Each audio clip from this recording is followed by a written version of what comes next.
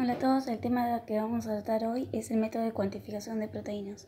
Y además de los métodos de cuantificación de proteínas, abarcaremos fundamento general, aplicaciones y limitaciones, y métodos absolutos y relativos. Existen varios métodos de cuantificación de proteínas, cada uno posee sus fundamentos, sensibilidad e interferencias más usuales.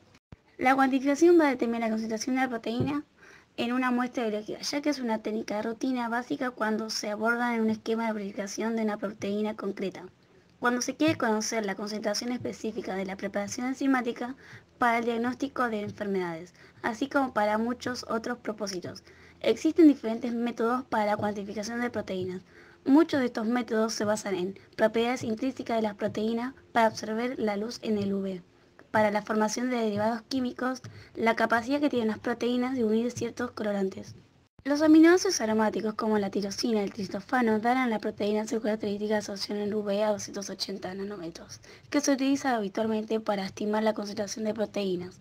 Los enlaces de fenilalanina y sulfuros también contribuyen ligeramente a la absorción a 280 nanómetros. Para la muestra de proteína pura se debe conocer la secuencia exacta de aminoácidos analizada y se debe calcular un coeficiente de absorción específico para la proteína en particular antes de determinar la concentración de la solución.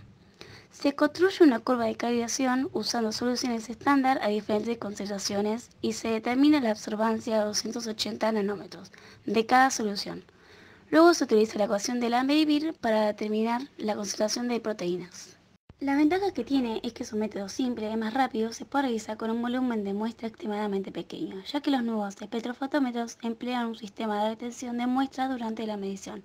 La desventaja que tiene es que es un método muy propenso a errores. La muestra de proteína no debe contener ningún componente no proteico con una absorción sustancial a 280 nanómetros, como los ácidos nucleicos contaminantes, incompatible con la amplia gama de métodos de extracción de proteínas que se emplean con frecuencia, detergentes y agentes desnaturalizantes. El siguiente método es el método de Lowry, que se basa en dos reacciones químicas que generan productos coloreados. La primera reacción es la reacción de Biuret, que bajo condiciones alcalinas al cobre más 2 forma un complejo coloreado con los enlaces peptídicos de las proteínas y se reduce parcialmente a cobre más. La segunda reacción es la reducción alcalina del reactivo de Foley, característica de los grupos OH reductores de los aminoácidos de la tirosina y el triptófano, que junto con el complejo de cobre más 2 reducen el reactivo de Foley, generando un complejo cobre peptídico que posteriormente provoca un cambio de color de la solución a azul, con una absorción en el rango de 650 a 750 nanómetros, detectable en un espectrofotómetro. La cantidad de proteína en una muestra se puede estimar usando una curva estándar de una solución de proteína estándar seleccionada como BSA. El método más exacto para la determinación de concentración de proteína es probablemente la hidrólisis ácida, seguida del análisis de la composición aminoácidica.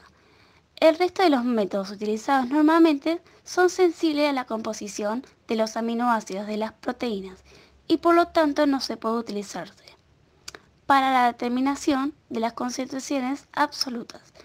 El método de Lowry no es una excepción, pero su sensibilidad es normalmente constante de proteína en proteína y ha sido tan ampliamente usado que la determinación de proteínas por Lowry se presenta como una alternativa aceptable y la determinación absoluta en la mayoría de los casos. La ventaja que presenta es que es muy sensible y tiene buena precisión. La desventaja es que requiere mucho más tiempo que otros ensayos, aunque puede reducirse elevando las temperaturas o usando hornos microondas. Está sujeto a muchas interferencias, como detergentes, hidratos, glicerol, tripsina, hepta y tris, y forman precipitados. No obstante, el efecto de estas sustancias puede reducirse diluyendo la muestra si la concentración de la proteína es suficientemente alta. El método de Bradford se basa por la formación de un complejo entre el colorante azul brillante de CIE G250 y la proteína solución. El tinte libre existe en 4 formas iónicas diferentes. la forma azul más iónica que se une a la proteína y tiene absorbancia de 595 nanómetros. La concentración de proteína se determina por la cantidad de colorante en la forma iónica azul, medida en la absorbancia de la solución a 595 nanómetros, usando un espectrofotómetro. El tinte se une principalmente a los residuos de arginina, tirofano, tirosina, histidina y fenilalanina. Las ventajas que tiene es que es muy económico, fácilmente disponible y rápido. La compatibilidad de los agentes reductores utilizados para estabilizar proteínas en solución, que no son compatibles con los ensayos de Lowry, hasta cierto punto que no son compatibles con los ensayos de BCA. Como el tinte no se une a péptidos con bajo peso molecular, se pueden medir las concentraciones de proteína de alto peso molecular en presencia de péptidos contaminantes. La ventaja que tiene es que no puede medir por debajo de los 3 kDa. Exhibe una fuerte respuesta de colorantes que puede llevar a subestimar las concentraciones de proteínas de las muestras. Es incompatible con la mayoría de los detergentes que se utilizan habitualmente para solubilizar las proteínas de membrana. El siguiente método es el método de BCA.